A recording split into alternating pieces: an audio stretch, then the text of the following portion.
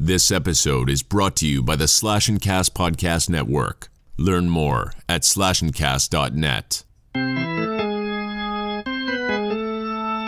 Welcome, Ghoul Fiends! Today we've got coverage of the new Diet Halloween Horror Nights Lite experience, as well as 2 houses from Horror Nights past. So strap on that wide brim hat and prepare to cancel Horror Nights, because it's time for Frightful Failures!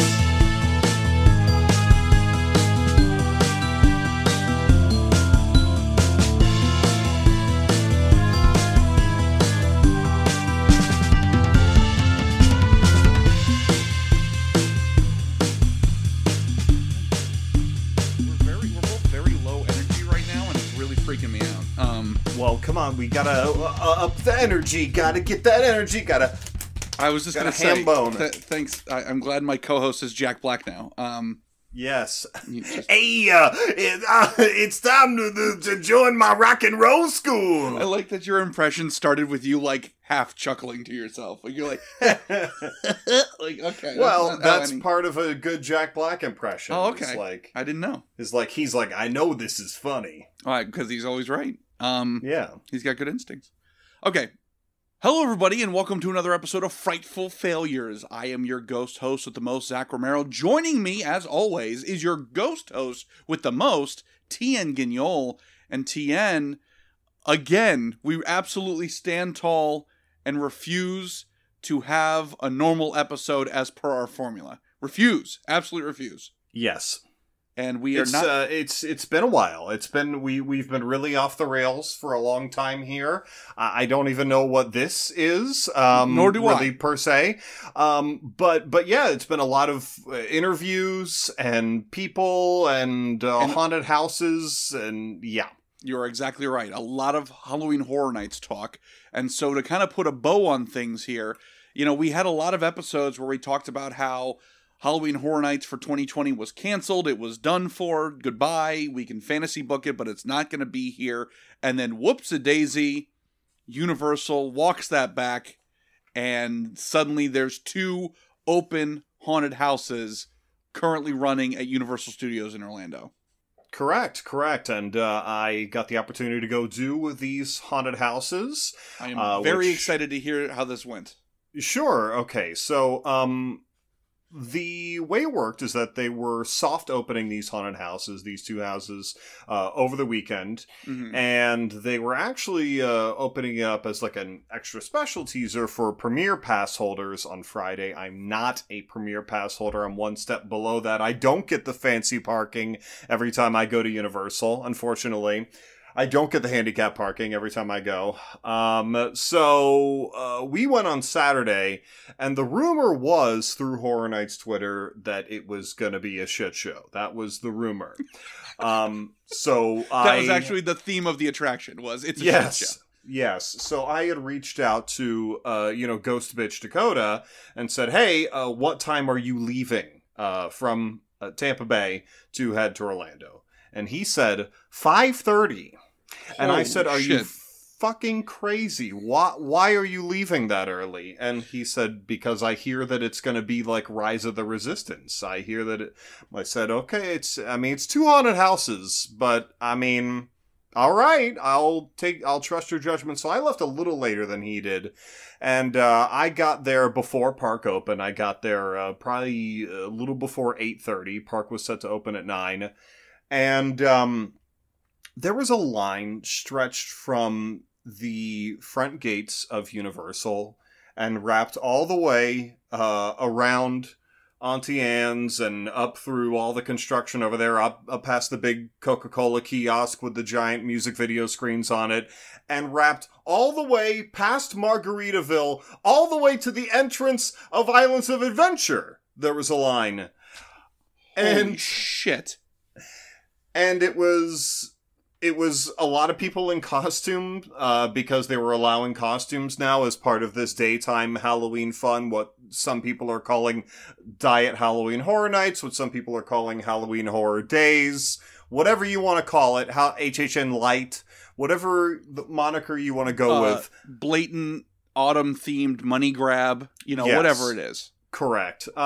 So the Universal realizes, oh my god, we have to open, so they open the gates a little early. Line starts moving, we all get in. Before we are even inside the park, they have closed the haunted houses to regular standing queue admission. It is now virtual queue only, and the virtual queue has yet to appear on the app. Jesus. So everyone is standing around, and it's so crowded that it suddenly everything just starts to click, and we just realize, why did they even cancel this event? It is so crowded here right now. It is far more crowded than it would be with 10 haunted houses and a regular opening night. This is insane. So it's so crowded right around, I mean, one haunted house, the entrance is near Rip Ride Rocket. Okay. The other is up next to the Mummy. Okay. By the firehouse. And so it's all along that front strip there. Wait a minute. So they didn't even have the wherewithal to go like, oh, we're going to put the houses on the two polar opposite sides of the park so that we don't cause an enormous traffic jam at the front. I just don't, I don't have the, I don't have the special ability. I won't use the word that Dakota and I use, that Dakota has, to actually have memorized the map. Let's just say it's like he's like Rain Man. Got it. Politer. That's a polite way of saying it. He's the Rain Man of Halloween Horror Nights. Okay. And so he's already looked at the spec map and he can tell you where all the haunted houses are. I don't have that memorized, so I don't actually know what's over near Men in Black. But if it's an IP, then that's why they couldn't have opened it. I believe that either what would have been the Icon's house or the Cary, Ohio house, which are original houses, one of them was going to be over in that area. So they should have opened that one, to be honest, to just have that wherewithal, as you said.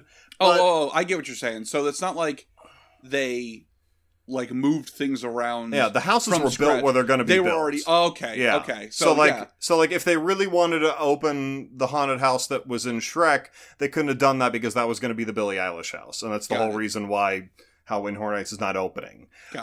So anyways, so they weren't going to move. Bad luck of the draw, basically. That the two that they potentially opened the were two the ones that they knew were going to were right at the beginning of the park. So got it.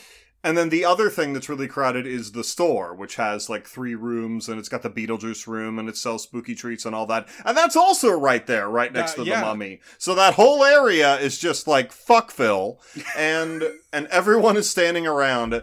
And so we're staying there. It's 9:00 in the morning, the time where everybody is ready to do a haunted house, and.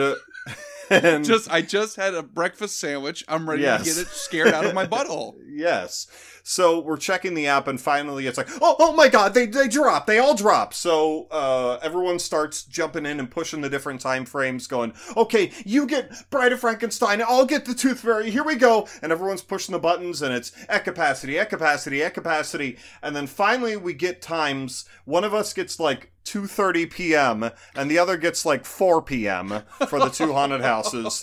And we're like, we're going to be blackout drunk by the end of today. We're going to be blackout drunk by the time we do these haunted houses. We're going to be here all goddamn day.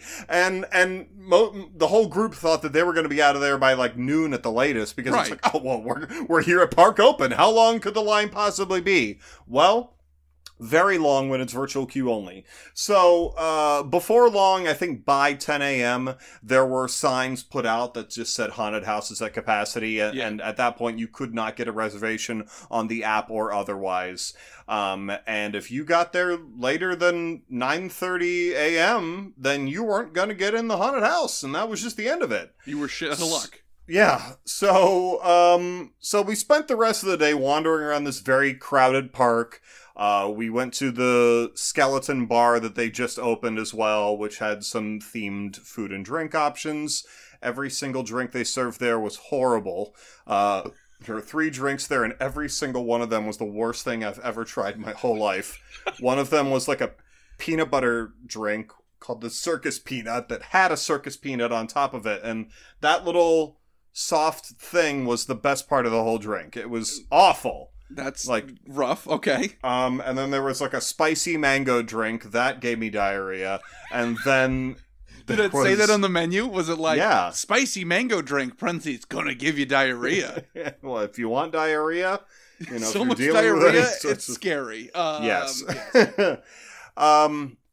So we killed a lot of time. Finally, we got to do these haunted houses. And I gotta say, to finally kind of, after burying the lead for so long, I had a very positive reception of both haunted houses. Good. We did Tooth Fairy first. Which before you talk about Tooth Fairy, Okay. I just love the picture of it's like just about to be the end of summer.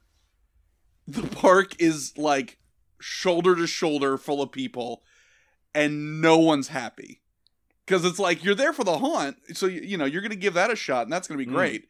But like for people in your situation, hey, I got here before the park opened, and now I've got a dance date for 3:00 this afternoon, and I can't leave and come back. So I guess we're just gonna stand in line for fucking Simpsons and be real pissed off about it. Like that tickles me. And you know why you couldn't leave and come back is because Universal tweeted out that they were at capacity. Right. So if you left, there was no room in the inn for you to come back to. Exactly. So finally we get around. We do the haunted houses. So first up is Revenge of the Tooth Fairy. Now this is a house set in Victorian England, and the basic synopsis is it is when a young boy refuses to give his tooth to the Tooth Fairy. He deals with the vengeance of the fairy folk. And it is all storybook themed. There is like an old kindly British narrator throughout the entire haunted house who's telling you the story while it's happening. And it actually, both houses had narration actually, and it made the storyline so digestible. Okay. It is something where, you weren't going to be, even the people who wanted to ignore and just get the spooks are going to have that story shoved right down their throat. Like, you can't ignore it, which I was fine with. It had a really beautiful facade that was like an actual pop-up book, so it's all white, flat, like Paper Mario moving around, like moving pieces. And then once you get in, you realize very quickly what has been made as a change about these post-COVID haunted houses, which is that there is plexiglass over all of the boo holes. So when someone jumps out to spook you, they're up on glass, just scratching away at it. And there's a couple other things. So the flashlight Nazis, as they're affectionately referred to, that usually keep you moving throughout the haunted house, actually now have the opposite job. They will stop you if you're getting too close to another group in front of you. They've got a big PVC pipe in their hand and a big like riot shield over their face, and they will hold their stick out in front of you and stop you from going into the next scene if you were trying to rush through and you're getting a little too intimate with the group in front of you. So that's good.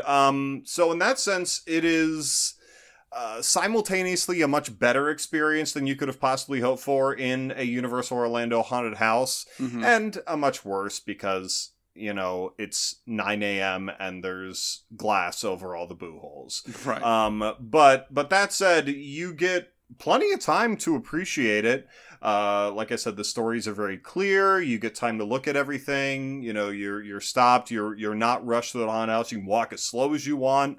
And overall, I'd say the house itself, Tooth Fairy, was good. Had some good gore. Costumes were meh. They were all little tiny people. They were all like 19-year-old girls that were all under 5 foot. Were playing all of the fairies and children in that house. But generally good. Bride, the other house, is called The Bride of Frankenstein Lives.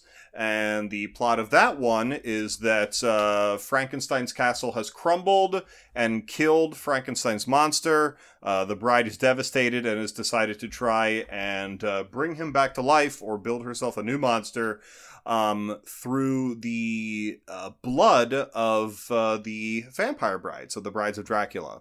So she has set up shop, set up a new lab, teamed up with another old mad scientist lady. She has a new look. She's got a lab coat and everything, goggles, looks awesome.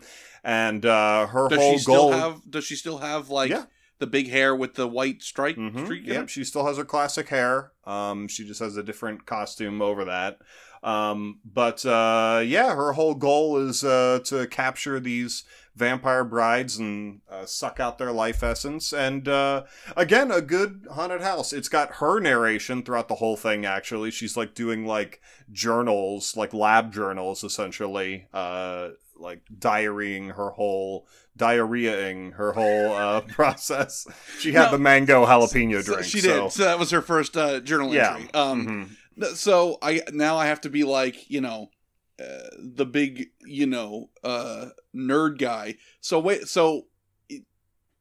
in the movie, in the Bride of Frankenstein movie, first of all, Bride of Frankenstein is not really in it. She's in it for like, I think collectively maybe like 4.5 minutes. She's just not in it. All of the scenes, if you ever picture the Bride of Frankenstein like in your head, all the scenes you're thinking of, those are literally her only scenes. Like her hissing, her standing there, and they like drop the veil that like makes her kind of like pseudo dress. Those are like her only scenes.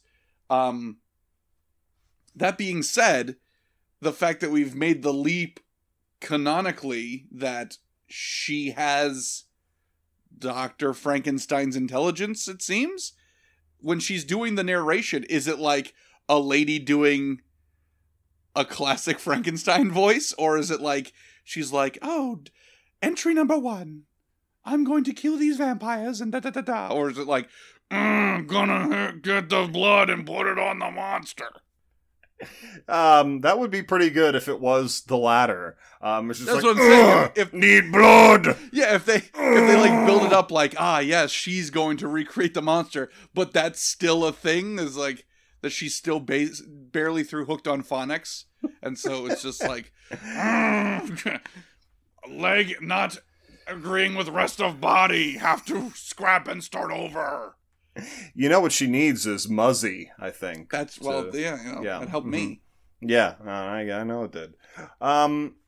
She's very well spoken. It's like, day 2, I've tried my best to harness this electrical power, but it's just not working the same way the doctor did. I'll need something stronger. Blood, that's the answer. So yeah, it's very talkative. She very much has like the doctor's intelligence. I don't know what the canon is. I think it's hilarious. I'm gonna go with Fred Flintstone logic that like a boulder bonked her on the noodle when the castle was falling down, and now she just woke up with a new personality.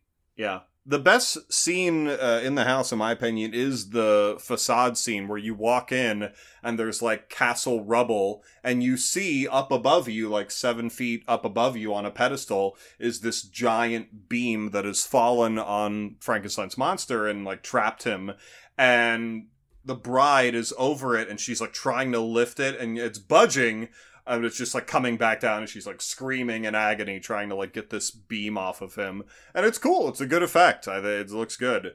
And a lot of the rest of the house is just, brides jumping out at you, by the end she brings him back. There's some electricity, and then he jumps off the pedestal, and that's one of your last scares of the house. And I mean, it was good. I liked it. I mean, both of them were solid B houses. It's hard to compare them to anything because that's all we're getting. So part of me is like, you're an ingrate. Love them. Make them your favorite houses of all time because they're all you're getting this year. And the rest of me is just kind of like, I shouldn't objectively try and put these two houses on a pedestal just because it's all we're getting. Like, I should be fair to them. True. In the ranking of what they've done in the past.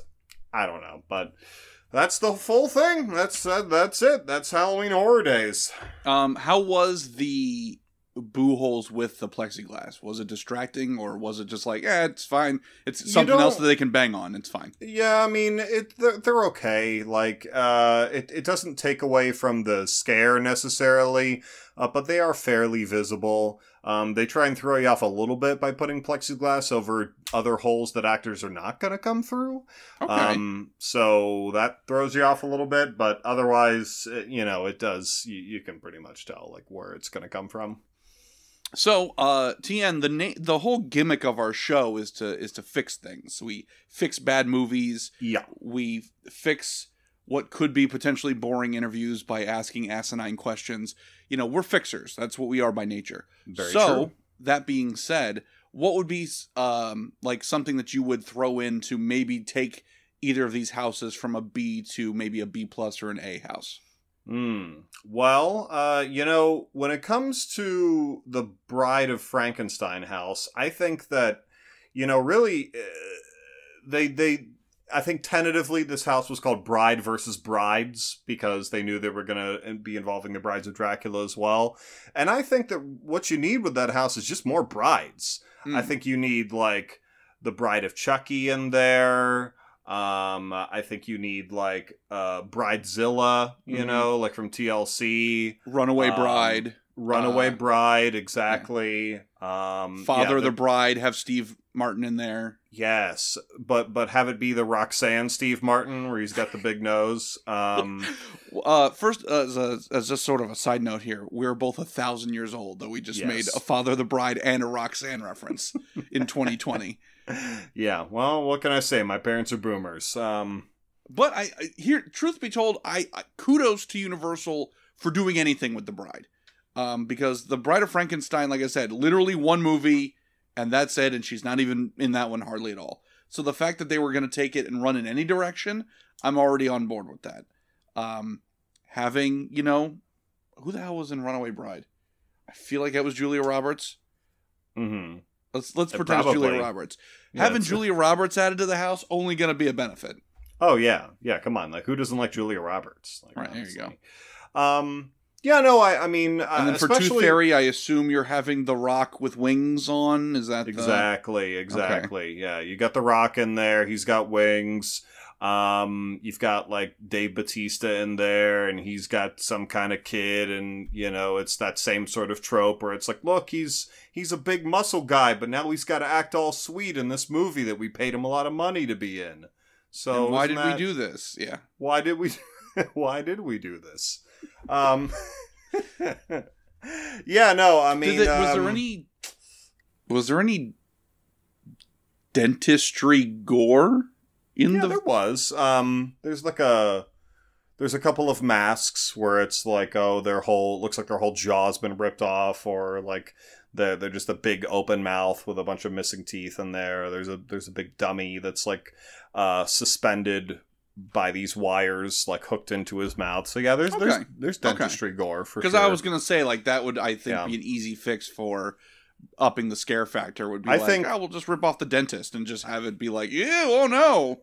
Speaking of dentistry gore, that's how you get your full use out of Steve Martin. Then you have him in both houses. You have him kind of running in between both houses. Yeah, I think the scariest thing you could do for a Tooth Fairy house is like right when you get in line, you have a cast member tell you like, hey, you're late for your appointment. You forgot that you had an appointment today, and it's in like 15 minutes. And I go, oh, holy shit. And I try and make up for 6 months of not flossing or really brushing my teeth properly by just violently flossing all of my teeth and just and you're bleeding. Your gums are bleeding like a fucking snuff film, and you're like, it's fine. Sometimes it happens. It's fine. Yeah, I mean... And then I get in there, and they're like, any hot or cold sensitivity? And I'm like, yes, every time, to everything. For both. Whatever's good. Yes, that. Yeah, all of it. Yeah, and then the whole house is just an actual dental appointment. And just lay you down. It would be pretty spooky. They're like, do you want to wear our sunglasses, or do you want to just stare at the shining bright light in your face? And then they're going to put the little sucky thing in your mouth, and then leave it there, and it gets caught on the side. And then you start gagging on it, and then you throw up on yourself. Yeah. And speaking from personal experience, they tell you to close your mouth, and then all of the blood gets sucked up into it. Yeah, it's nasty. It's great. So moral of the story here: you got fucked and spent a lot of money. So my final question is on this investigative report here is: was there any additional merchandise that you picked up on this go round?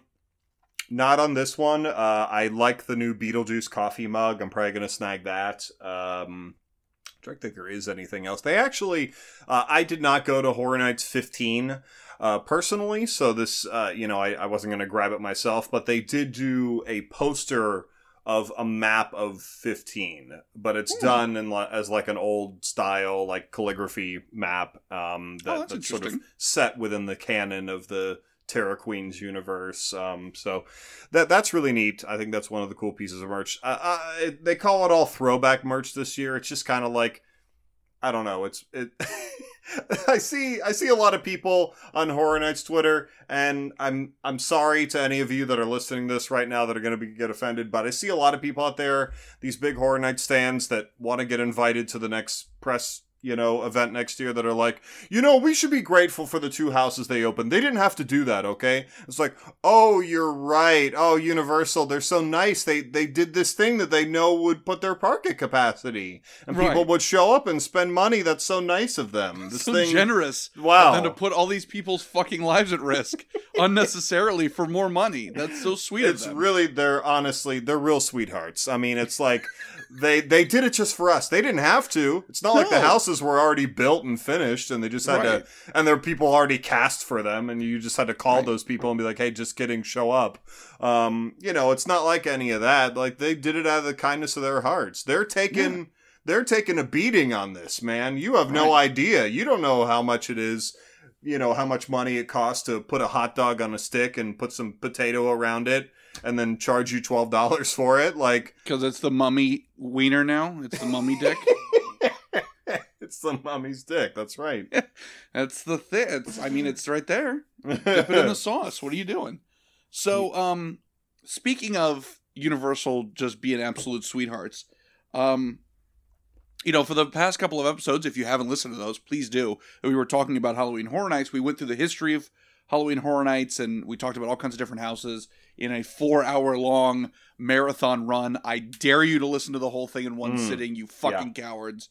And so, because of that, there were a couple of houses in particular that sort of hit me in the brain, and I've been kind of thinking about them ever since. So, for this part, I just want to kind of discuss a couple of houses that I don't think either of us got to go to, but I just kind of want to dive into it and maybe fix these, since, again, we are fixers here.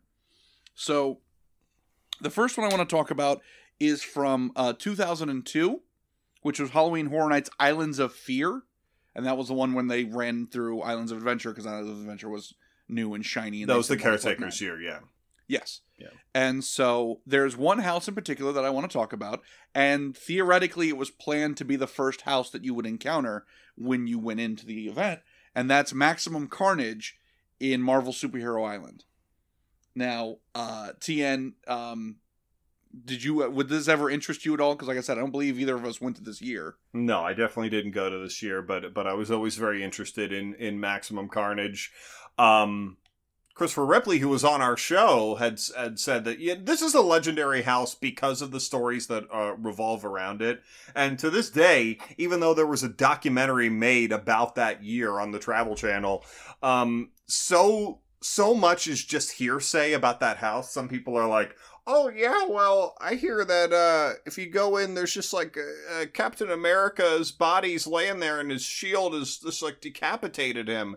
And there's no way of verifying any of this. I mean, no, you're absolutely right. This has a big, there's a weird, even though it's 2002, like the internet's a thing, like you can document things at this time. It's not like it's in the fucking 1800s, but there's just not a lot of like concrete evidence in this house. It's like you said, it's a lot of like, oh well, my uncle works for Universal and he said that one time they had Carnage come out and shit blood and everyone freaked out and they had to close it for 2 weeks. Like, it's all fucking, old wives' tales and things like that. But what we do know is that the idea was, what if the villains won?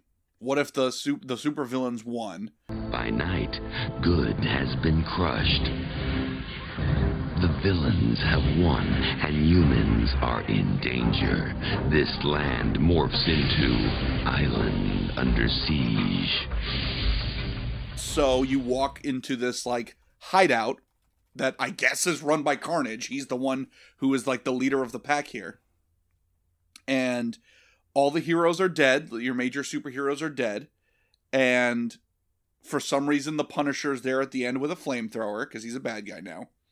And so There's also one of those old wives' tales is there's like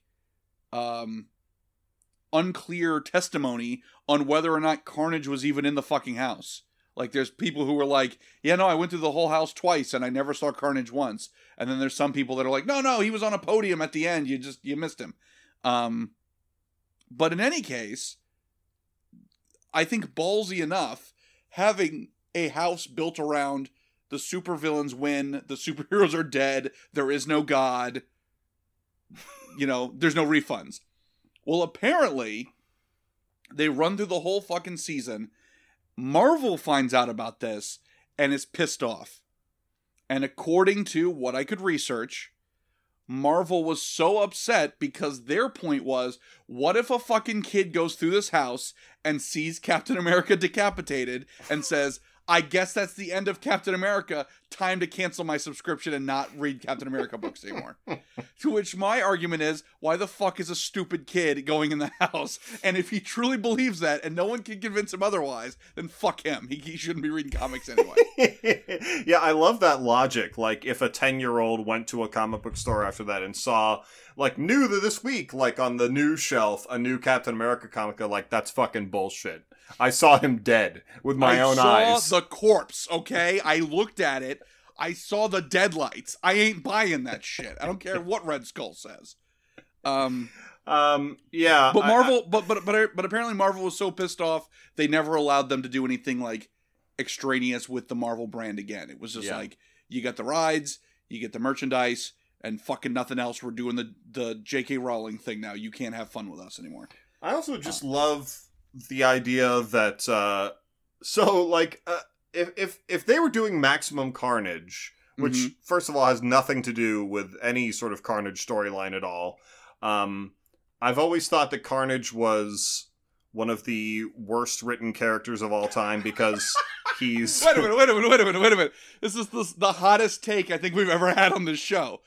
You're pissing on an entire generation of nerds from the 90s. So why is Carnage terrible? Why is he the worst written character? Because in concept, he's wonderful, and I fully believe, I have not actually taken the time to read them, but I know that there have been a lot of modern Carnage stories, Carnage USA and shit like that, that I think have written him better. But back in the 90s, they were like, yeah, he's a serial killer. He raped your mom. Like, you that was the literally reader. The first comic. That was the first issue. It was like, you Carnage open it #1. up, and it's a drawing of your own mother. I don't know how they pulled it off. It's very expensive. But whoever yes, it really was.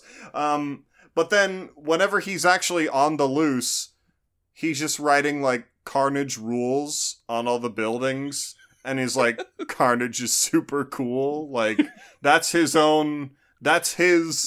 If he could choose to graffiti anything on the side of the building, but he writes, Carnage is a cool guy, don't you think? And I always just thought that was very silly and stupid. I feel like it's like a monkey's paw situation. They were like, okay, what if this villain was like the Joker, right? Like, he's like psychotic and he kills and like you can't get a good grasp on him because he's that crazy. But he's got the powers of Venom. And they were like, yeah. And they wished on a monkey's paw. And then the finger went down. It was like, oops, the Joker is like the Cesar Romero Joker. So he's like, I'll pound you to a pulp, Spider-Man. And then it's like, oh, say that now, Carnage. Ooh! Like, it's just... It backfired on him. But, okay, so regardless of Carnage, alright, so... Well, and also, as a quick aside, my judgment call on Carnage is he's lame as fuck, because any villain that's like, hey, he's this villain, but edgier, is a terrible call. Like, he's like Venom, but edgier. I agree. Like, that's not a good call. I agree. Come up with your own shit. So, whatever they said to Marvel prior to building this haunted house, obviously Marvel didn't really know what was going on.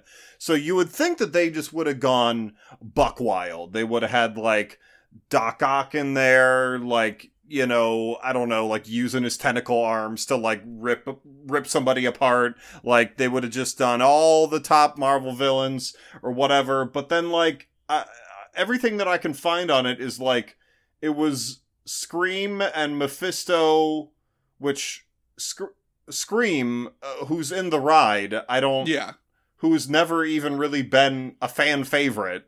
No. Who nobody even hardly knows. And then other than the ride. And then Zorn with an X, I never even heard of that. And then at the end, they're just like, but also the Punisher. So it's just so, like, were they able to... That's what I'm confused about. Did Marvel know or did they not know? Because because this collection of characters makes it seem like they had to go through Marvel, and Marvel was like, take the bullshit because we don't want you saying that all of our best villains or whatever are gonna scare the shit out of you and they're all evil and blah blah blah and that the heroes are dead. Like, just take this pile of crap and that's what you can work with and you can do whatever you want. You can make them jump out and scare people and hold a flamethrower or whatever. But then in reality, it's like, oh, the Punisher's at the end with a flamethrower. And apparently there was some forethought to that. Like, oh yeah, the power of the Caretaker has made the Punisher evil. And he's wearing a Blue Lives Matter shirt. That's how you know. That's how you know it's not the real Frank Castle. You're like, wait a minute, Frank Castle would never wear that. No, I like the idea of the ultimate disrespect of, oh, you know what? We have a flamethrower effect. Oh, should we have Pyro, the fire-themed villain from X-Men, waiting for him at the end? Nah, he's lame as fuck. Make it the Punisher instead. The Punisher, who's a hero and doesn't use a flamethrower? Yeah, make it him. Pyro sucks. Okay. Yeah, I mean, well, Pyro does suck, so you're onto something there for sure. I don't know. It's such an odd house, and I think that, you know, I feel like back in the 90s, Marvel would have been all about this. You know, I mean, this is 2002, but I feel like they really would have been all about, like, oh yeah, we're coming out with this, like, Marvel Zombies pretty soon. That's going to be pretty violent. Like, we're trying to get the older teens into our comics again. So, like, yeah, Halloween Horror Nights. All the kids love that right now. Like, let's do it.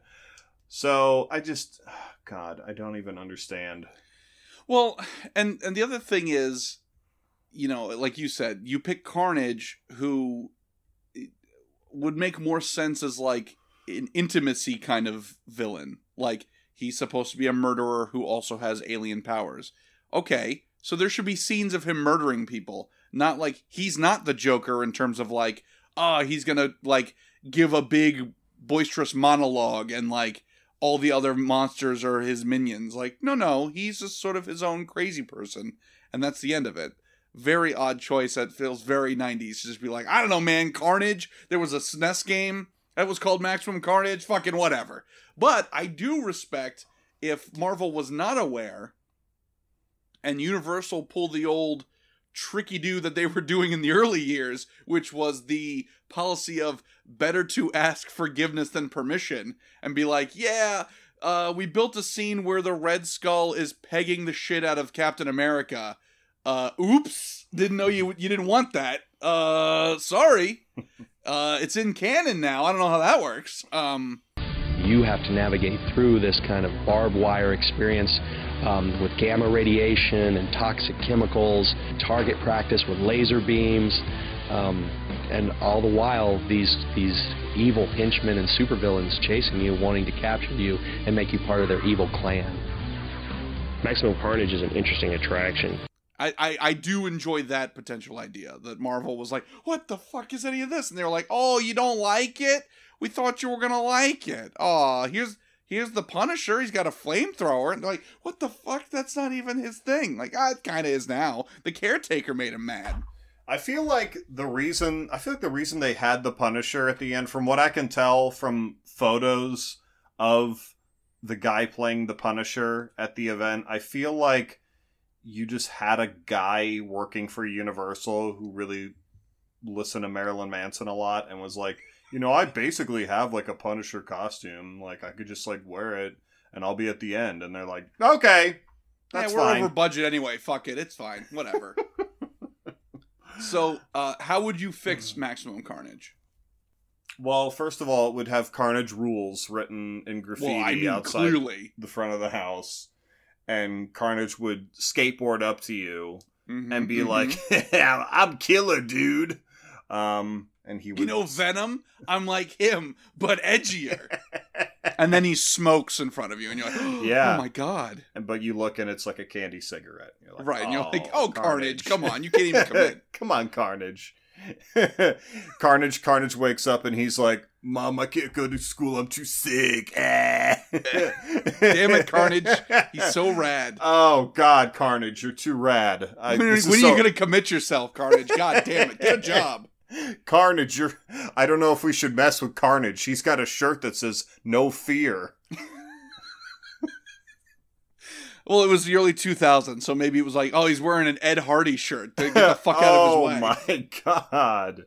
Good God. Oh. The other thing that I read that I enjoyed a great deal was, like, you even mentioned earlier that, like, the facade on the outside of, or going into the Bride of Frankenstein house is, like, half the battle. You're like, this is fucking amazing.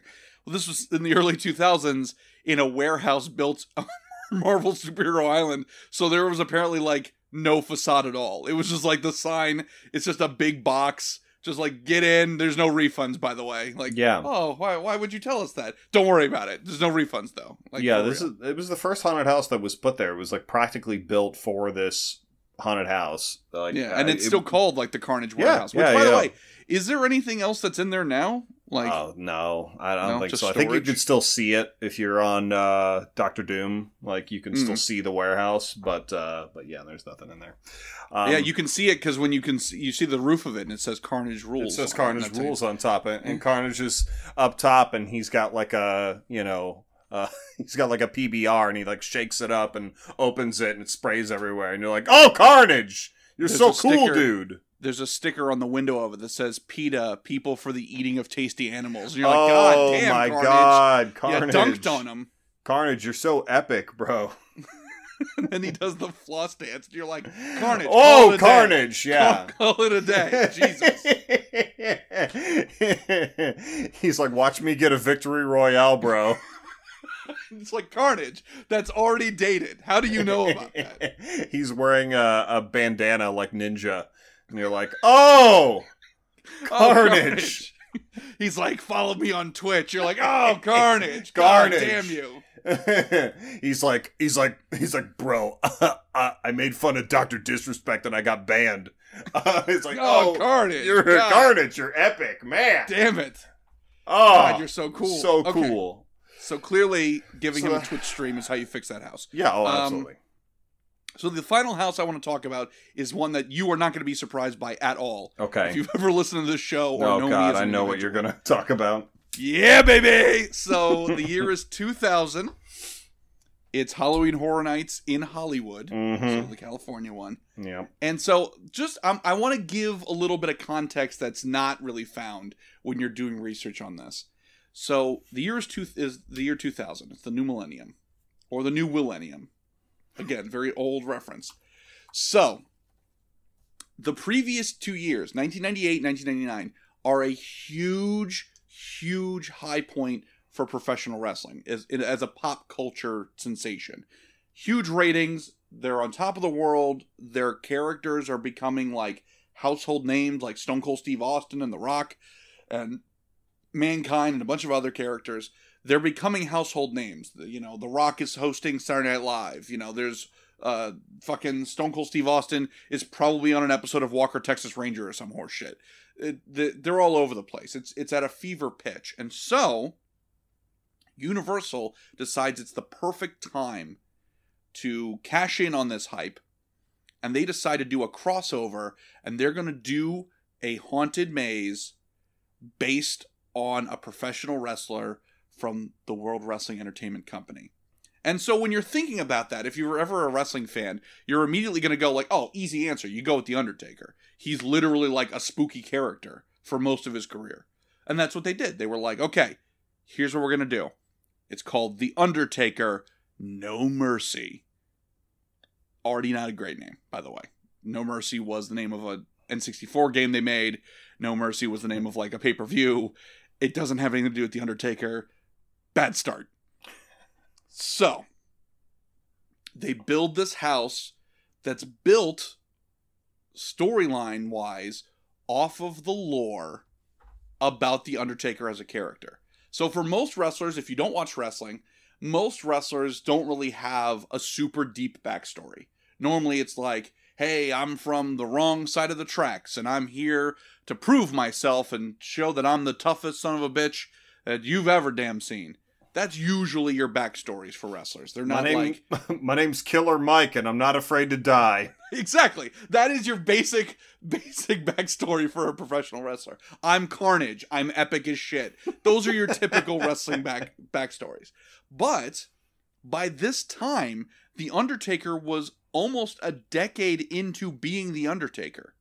And so in that time, he had gone through some changes as a performer. He had like reinvented himself, and his he had breasts got a little bigger. Shut up! That's Stephanie McMahon. Undertaker, started as literally an Undertaker. Like had a big black hat, and like all of his matches, like if he was fighting TN, he would be like the promo leading up to it would be Undertaker was building a TN-sized coffin that would have like Cheeto dust on it and like, a drawing of a dick, and he would be like, "You're going in here," and you'd be like, "Oh no!" Like that was literally his shtick. And then he had a manager named Paul Bearer who would just kind of like repeat things in a high shrill voice. So again, he's got a TN-sized coffin, Cheeto stains, crude drawing of a penis on it, and he's like, "You're going in here, TN," and then Paul Bearer would be like, "You're going in here, TN, dick and balls and all." Like that's how that would work when he first got started. He was literally like a zombie mortician. That was literally his beginning like character. But over 10 years, you can't just be zombie mortician for 10 fucking years. So then it's like, oh, well, now he's just sort of like this like gothy badass guy. And then, okay, now he's almost like this weird culty Satanist guy. And okay, cool. And then he has a cult at one point. Like, holy shit. And then it's like, he's so cool and so popular. He's Venom. So then we need a Carnage to come in. So then he has like spin-off characters who are also connected to his lore. So he's got like a half-brother named Kane and blah, blah, blah, blah. Okay, great. Oh, I didn't realize that Kane was supposed to be Undertaker's half-brother.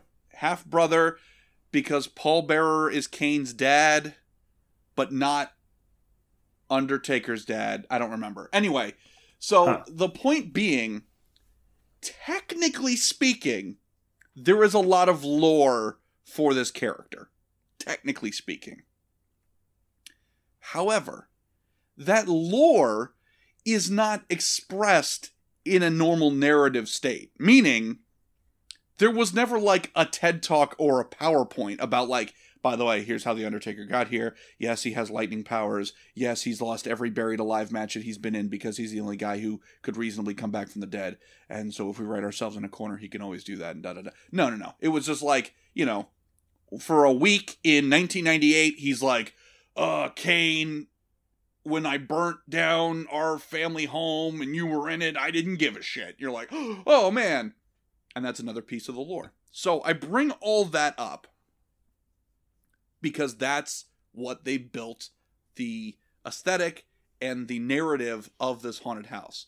But the problem is, when you put it all out there, when you take the lore chronologically and you put it as a real performance piece in a real 3D space, it becomes abundantly clear that it is the stupidest shit that anyone has ever conceived for a narrative. And it doesn't make sense. Things go against other things. They don't mesh well. And so already this house was doomed to begin with, because not telling a new narrative, but going like, nope, that's his part of his fucking thing. You're already making a house that it's going to make zero sense to, 90% of the people going through it. And the other 10% are like big wrestling virgins who are like, well, actually, he wouldn't have known Paul Bearer by this point. So that's a little sketchy. Like, this house is for no one. Okay? Already bad news. Now, here's the part that I love.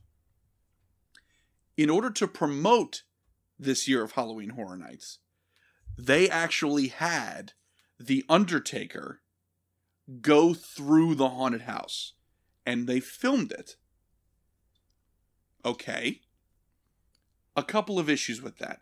You remember how at the beginning of this rambling I said that The Undertaker would reinvent himself to stay fresh and sell more merch? In 99, he was like King Satan, and he had a whole cult, and he was super scary, and it was perfect for a haunted house. In 2000, he got tired of that. And so his character at this time is that he was a cool biker dad. So, A, you have to include a room about that in the haunted house. So, hey, randomly, here's pretend motorcycles. But also B, you have Undertaker, who doesn't look like Undertaker, walking through this haunted house. Like, he's got jeans on, he's got like a black leather vest on, and sunglasses inside because he's the coolest motherfucker in the room. He's cooler than Carnage. He is. Don't tell Carnage that. He'll lose subscribers. But here's the big question that I ask. What were they hoping to have happen by filming The Undertaker, who is a very large, very scary man, walk through this haunted house? Were they expecting him to scream and pee on himself on camera and thus undo 10 years of work? Like, he was going to walk through and like some like college sophomore dressed as Kane was going to hop out as half his size and go ooga booga, and Undertaker was going to go ah and pee on himself? No. So what happens? Well, there's video footage of like, I don't know, a 6'7" tall man walking very casually in a haunted house, and things jump out at him, and he just sort of shits on everything. Like, he's just like, oh yeah, this is the mausoleum I grew up in. And then somebody in bad stage makeup dressed as Paul Bearer jumps out and goes, blah, blah, blah. And he goes, I don't remember him being here. And then just keeps robot walking through the fucking house, and thus shits on everything. This is actually a replica of the house where I grew up as a child. How are you doing? So I don't remember this guy being here, but this guy I do remember. So, this house was bad. I did research on it. I read that somebody gave a testimonial that they went there. They were part of the RIP Fancy Pants tour with a guide and the whole 9 yards. And when the guide brought them to the Undertaker house to experience it, the tour guide, who was an official employee of Universal Unlimited, apologized to the group before they went in the house. That's not a good sign. Come back to the underworld, brothers, where you belong. You need to come back. This brings back a lot of memories of a time in my period when my soul was at its darkest. He needs to come back. And so the house was received so poorly that it fucking killed Halloween Horror Nights in Hollywood for several years. That is impressive. To not just be like, I maybe grade that like a C grade house. That wasn't that great. No, to go, that was so bad, I don't ever want to see that kind of fun in my state ever fucking again. That's bad. There are people who have died on roller coasters and they're like, hose it down, it'll be fine, leave it open. But the fact that this was such a pile of shit that they were like, no more haunted houses. Go stand in the corner, The Undertaker, you suck ass. That's fucking impressive to me.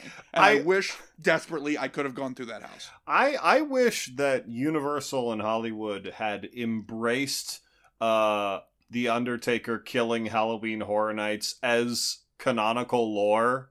Oh, that would be fucking great. That it's like Halloween Horror Nights was murdered by The Undertaker, you know, and you have like you have him like cut a promo in his garage where he's just like, you know, I've killed dozens of people, but the biggest death of all is Halloween Horror Nights. And then like years later when they bring it back, they just have The Undertaker out in front of the globe, like sit up in his coffin and be like, I'm back. They should have opened with an Undertaker haunted house when they reopened the event. Absolutely should have. They should have used that as like the teaser image for the year they were coming back. It was like, by the way, 8 houses, and they're all themed around The Undertaker. You'd be like, oh my God! One house for every era of The Undertaker. There you go. Perfect. Yeah. Does Perfect. he have that many eras? I mean... 100% he does. There was one time he broke his nose legitimately and was like, okay, well now I'm just The Undertaker with the Phantom of the Opera mask. That was the fucking solution. And he was just like, meh, that's me now. So yes, he definitely has enough. I don't know how much I would want Biker Undertaker though, as a house. Like, yeah, whatever, drinking beers and it's cool. And then also, by the way, there was apparently, much like Carnage, there was apparently no Undertaker in the fucking house. It was like Kane, Mankind, Paul Bearer, all these like side characters to the Undertaker mythos, but no actual Undertaker himself. Huh. And again, you're dealing with a premise built around wrestlers. You're not going to hire wrestlers. So therefore, when it's like, well, Kane is 7 feet tall, 300 pounds, he was burned almost alive as a child, he's a fucking nightmare. And it's portrayed by someone who's like, I'm 5'11", I'm a little husky in the middle, but I have this boo-boo mask on, and I've got red and black pajamas, it looks like? Whatever, that's fine. It's not going to have the same fucking effect. And it didn't. Yeah. I think that for the Biker Undertaker Haunted House, just theme that around Hot Rods, the movie. Because it seems like that's what Undertaker would be really into in that era. Like, just motorcycle dad. Like, basically. This is epic. He's like, yeah, guess what? Trump Nation, baby. You're like, oh, no, Undertaker. Oh, Undertaker. I think that, the great irony, and this is how you wrap it all up with a bow, is that Biker Undertaker definitely would put a Punisher logo on his bike. Oh, absolutely. But it would be a Punisher logo that had, like, one blue stripe on it, Yeah. Like, this is cool, man. Also, it would be great if you did see Undertaker at the end and he was like giving some kind of crazy speech. Like he was like, and I swear to God, you're going to rest it. And then Brock Lesnar just busts through the wall and just power bombs his old bones into the ground. Like, you're fucking dead. This was 20 years of work and we've thrown it away because Brock Lesnar eats fucking cars. Fuck you, old man. And then that's the end. No refunds. Is that canonically what happened? That is 100% canonically what happened. Undertaker was literally undefeated at WrestleMania for like 20 years. And then he's way too old to be wrestling now. It's like, no, send him back to the car park. He's done now. And then they were just like, we'll have him fight Brock Lesnar. And Brock Lesnar just murder-fucked him in the middle of the ring and beat him. And everyone was like, well, there goes everything we built for nothing. Awesome. Everyone go home. And that's how you end the house. Wow, excellent. The end. Yeah. Oh, God. Wow, what a journey that we have taken here. Yeah, well, I think that the thing about Hollywood is that it has had a lot of ridiculous houses. It is, we talked about how even Orlando, in the 90s was sort of the Wild West. Hollywood really didn't give a shit for the longest time and still kind of don't. And they have this creative director, John Murdy, who I think might still be the creative director to this day. Don't quote me on that though. And he would just like make haunted houses based on shit that he personally liked and would somehow just convince the execs with presumably no evidence or numbers at all that this thing was popular, that it was cool and that it would make a great haunted house. Then he would just do it. So that's why there was a Black Sabbath haunted house. That's why the same year as The Undertaker, there was a Rob Zombie haunted house. Which is bananas, by the way. Yeah. Because, like, it was based on, like, House of a Thousand Corpses, kind of, sort of. Right. But, like, that movie, like, wasn't even fully out yet, kind of thing. Like, yeah. So, like, it didn't even have a fan base yet. It wasn't like, oh, yeah, Captain Spaulding. Like, it you would just go in there and be like, what the fuck am I even looking at? It wasn't out. I believe, if I'm not mistaken, that the reason why House of a Thousand Corpses got funding is because Rob Zombie said, hey, this haunted house was popular, and I basically used the same characters and concepts. So he was the haunted house was like a demo to like show that it would work. It's such great, like, the story of House of Thousand Corpses is so nuts because it's like, it's that, and then the movie comes out, and Universal fucking hates the movie, and like drops it halfway through. He has to go find funding somewhere else. They fucking hate it. They say never again, and then it becomes a big cult classic, and then Universal's like, shows up like kicking its feet in the dirt saying like, Mr. Rob Zombie, it's 2018. Is there any way we could do your haunted house at our event in Orlando? Because people really like it. And he's like, oh, you fucking took the funding away from the film when I was making it. All right. Okay. You can use it. You can make a haunted house of it. So I can't stay mad at you, you giant fucking soulless corporation. Also, I think it's interesting that like the house or the t-shirt for that year with The Undertaker and Rob Zombie, it's just like the image is like generic vampire from Buffy the Vampire Slayer, The Undertaker, and Rob Zombie, and like those were the icons that year. I'm so pissed that they didn't bring him back when they were doing like the big celebration of like, 25 years of horror.